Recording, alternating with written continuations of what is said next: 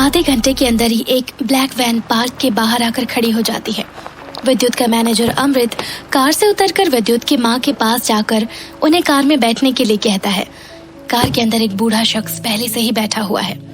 विद्युत की माँ गाड़ी के अंदर बैठते हुए एक नजर उस शख्स को देखती है और अपने हाथ को बढ़ाकर उसकी दाढ़ी को झटके से खींच लेती है। विद्युत चिल्लाते हुए अपनी माँ से कहता है, माँ, लगता है तुम्हें क्या लगा कि नकली दाढ़ी लगाकर तुम मुझे बेवकूफ बना लोगे? मैं तो तुम्हें हजारों के बीच में भी पहचान लूं। विद्युत चुपचाप अपने माँ की बात सुन रहा है। वही अमृत मन ही मन सुपरस्टार विद्युत नोमानी को इस हालत में देखकर मुस्कुरा रहा है। चलो कोई तो है जिसके आगे विद्युत सर का जोर नहीं चलता, अमृत मन ही मन सोचता है। विद्युत अपनी माँ को देखते हुए उनसे कहता है, माँ आप वापस कब आए? और आपको सीधे घर आ जाना था ना। दरअसल ये स्ट्रिक्ट लेडी विद्युत की माँ सुप्रिया नोमानी है। विद्युत की बात सुनकर सुप्रिया रूड होकर उससे कहती है, घर वापस आ जाती? उस घर में जहाँ तुमने मुझसे बिना पूछे पहले से ही एक बीवी लाकर रख दी है। जब मैं तुमसे कहती थी शादी कर लो, तब तो तुमने जिद कर रखी थी कि 8 साल पहले पसंद से मिली उस लड़की को ढूंढ कर तुम मुझसे ही शादी करोगे। उस वक्त मैंने तुम्हारी बात मान ली थी, पर जब मैं कुछ दिन के लिए शहर से बाहर गई तब तुमने अपने लिए नई दुल्हन ढूंढ ली। पता नहीं क्यों पर 8 साल पहले का जिक्र सुनकर विद्युत बिल्कुल खामोश हो जाता है और उसी गुमसुम सी आवाज में अपनी माँ से कहता है, मैंने शादी सिर्फ इसीलिए की ताकि आपको आपके पोता पोती के बगैर ना रहना पड़े। हाँ, पर इसका ये तो मतलब नहीं कि तुम राह चलती किसी भी लड़की को अपनी बीवी बनाकर घर ले आओगे, वो भी उस लड़की को जो पैसों के लिए अपनी कोख तक बेचने को तैयार हो गई। सुप्रिया विद्युत से कहती है। कुछ देर शांत होने के बाद विद्युत गहरी सांस लेते हुए अपनी माँ को बताता है, मेरा बच्चा आ जाने के बाद मैं उसे तलाक दे दूंगा। जो भी हो, जब तक वो घर में है तब तक मैं उस घर में कदम नहीं रखने वाली। उसके घर से चले जाने के बाद ही मैं उस घर में रहने आऊंगी। अमृत, गाड़ी बंगलो नंबर 4 की तरफ मोड़ लेना। विद्युत और तन्वी जिस घर में एक साथ रहते हैं वो बंगला नंबर 7 है। वहीं कुछ दूरी पर विद्युत ने एक दूसरा घर भी ले रखा है। अपनी माँ की बात सुनकर वो तुरंत बोल पड़ता है, पर माँ वो घर आपके रहने लायक? विद्युत की बात काटते हुए सुप्रिया उससे कहती है, रहने लायक हो या ना हो, जब तक तुम्हारी वो सो कॉल्ड बीबी उस घर में है तब तक मैं तुम्हारे घर में कदम नहीं रखने वाली। मैं नहीं चाहती कि हर रोज मुझे उसकी शक्ल देखनी पड़े। अगर तुमने 8 साल पहले मिली उस लड़की के चक्कर में इतना वक्त बर्बाद ना किया होता तो अब तक मैं तुम्हारे लिए कोई अच्छी सी लड़की ढूंढकर तुम्हारी शादी भी करवा देती। वैसे तुम्हारे लिए राकेश मामा की बेटी नंदनी भी अच्छी रहती, खूब जचते तुम दोनों एक साथ। माँ, मैं उसे अपनी छोटी बहन समझता हूँ। विद्युत इरिटेट होकर अपनी माँ सुप्रिया से कहता है, फिर भी इस दुनिया में अच्छी लड़कियों की कमी नहीं है। आज सुबह मैं एक बहुत ही प्यारी लड़की से मिली, सुंदर, सुशीला और बात करने में होशियार। सबसे जरूरी बात तो ये है कि उसे भी गेम खेलने का बहुत शौक है। एक मुलाकात में ही वो मुझे इतनी पसंद आई कि मैं क्या बताऊं। तुम जल्द से जल्द अपने घर पर रह रही उस औरत को डिवोर्स दे दो। उसके बाद मैं एक अच्छी सी लड़की ढूंढकर बड़े धूमधाम से तुम्हारी शादी करूंगी। विद्युत बिना कोई जवाब दिए चुपचाप अपनी माँ की बात सुनता रहता है।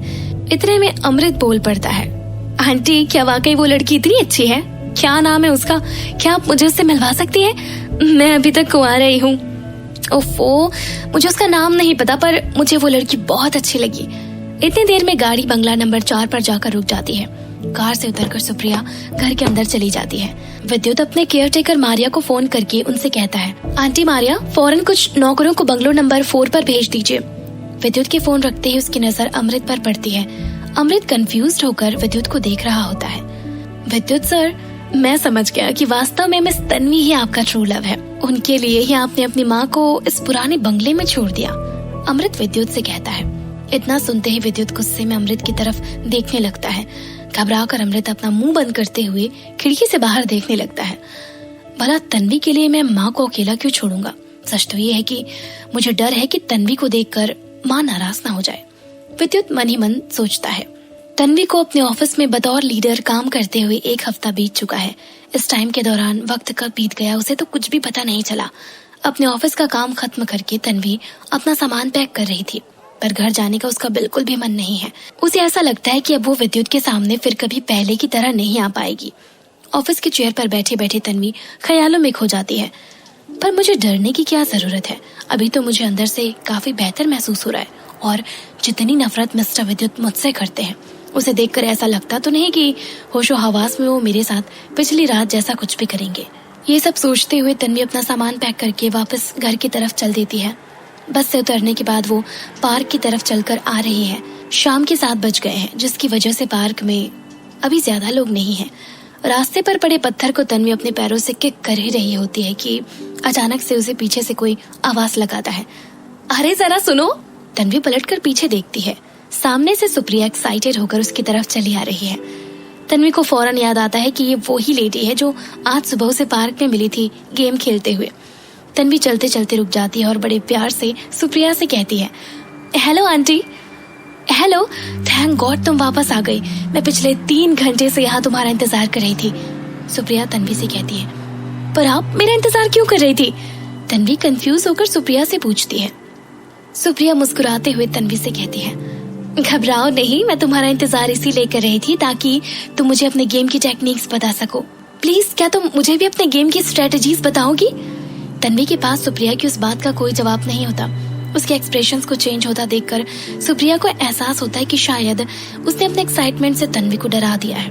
उदास होकर वो तन्वी से कहती है, सॉरी, मैं एक्चुअली बहुत ही ज्यादा अकेली और बोर हो रही थी। क्या तुम बहुत बिजी हो? अगर हाँ तो इट्स ओके। असल में तो तन्वी का भी घर जाने का बिल्कुल भी मन नहीं है। सुप्रिया की बात सुनकर वो फौरन जवाब देती है, अरे नहीं आंटी, ऐसी कोई बात नहीं है, चलिए वहां चलकर बैठते हैं। वो दोनों पार्क की बेंच पर जाकर बैठ जाते हैं। सुप्रिया अपने बैग से टैबलेट निकालकर तन्वी को देते हुए कहती है, ये लो, तुम्हें पता नहीं होगा पर तुम्हें खेलते हुए देखने में मन को बड़ा सुकून मिलता है। तन्वी खुश होकर जवाब देती है, एक्चुअली आंटी इस गेम को खेलने के बहुत से तरीके हैं, पर यह गेम आपके रिएक्शन और स्पीड पर डिपेंड करता है। इतना कहते हुए तन्वी सुप्रिया को अपने गेम की सारी स्ट्रेटेजीज समझा देती है। खुद को गेम में इम्प्रूव होता देखकर सुप्रिया एक्साइटेड होकर तन्वी से कहती है, काश मेरी भी कोई तुम्हारी जैसी बेटी होती। वैसे तो मेरा बेटा भी गेमिंग में काफी एक्सपर्ट है, पर उसके पास मेरे साथ खेलने की या मुझे सिखाने की फुर्सत ही नहीं। उसे लगता है कि उसकी माँ 1 नंबर की बेवकूफ है। ये सुनकर तन्वी फौरन बोल पड़ती है, भला कोई भी अपनी माँ के लिए ऐसा कैसे सोच सकता है? और जहाँ तक मुझे लगता है तो आंटी आप बहुत स्मार्ट हैं। आपने कितने जल्दी गेम की सारी स्ट्रेटेजीज को सीख लिया। सुप्रिया मुस्कुराते हुए तन्वी से कहती है, that's so sweet of you, मुझे तुम बहुत अच्छी लगी। तुम्हारा नाम क्या है? मेरा नाम तन्वी है। तन्वी सुप्रिया से कहती है, पर मैं तो तुम्हें प्यार से तनु बुलाऊंगी। इतना कहते हुए सुप्रिया तन्वी के हाथ को पकड़कर उससे कहती है, तनु, पता नहीं क्यों पर मुझे ऐसा लगता है जैसे मैं तुम्हें न जाने कब से जानती हूँ। तुम मुझे जानी पहचानी सी लगती हो। तन्वी चुपचाप सुप्रिया की बात सुन रही है। बात करते करते सुप्रिया की आंखें नम हो गई। उदासी भरी आवाज में वो तन्वी से कहती है, मैं कैसे बताऊं तुम्हें कि मैं किस सिचुएशन से गुजर रही हूँ। मेरा बेटा मेरी एक भी नहीं सुनता। मैं कुछ दिनों के लिए शहर से बाहर गई तो उसने मुझे बिना बताए ही शादी कर ली। घर आकर जब मैंने उसे इस बात के लिए रोका तो उसने मुझे दूसरे घर में अकेला रहने के लिए छोड़ दिया, इस डर से कि कहीं मुझे देखकर उसकी नई वाइफ अपसेट ना हो जाए। सुप्रिया की बात सुनकर तन्वी के मन में उनके बेटे के लिए गुस्सा आता है। ये तो हद ही हो गई। तन्वी सुप्रिया से कहती है, मैं जब भी उसे कुछ कहती हूँ वो अपने गुस्से से मुझे शांत करा देता है। कभी कभी तो मुझे लगता है कि काश मैं उसे वापस अपने कोख में भेज पाती ताकि उसके अंदर किसी तरह का कोई बदलाव तो होता। सुप्रिया उदास होकर तन्वी से कहती है। जैसे जैसे सुप्रिया तन्वी को अपने बेटे की बातें बताती जा रही थी वैसे वैसे तन्वी का गुस्सा और बढ़ता जा रहा था। उसके मन में आता है कि वो फौरन सुप्रिया के बेटे के पास जाए और उसे अच्छे से समझाए। उसे खुद अपने माँ बाप के साथ रहने का मौका नहीं मिल पाया।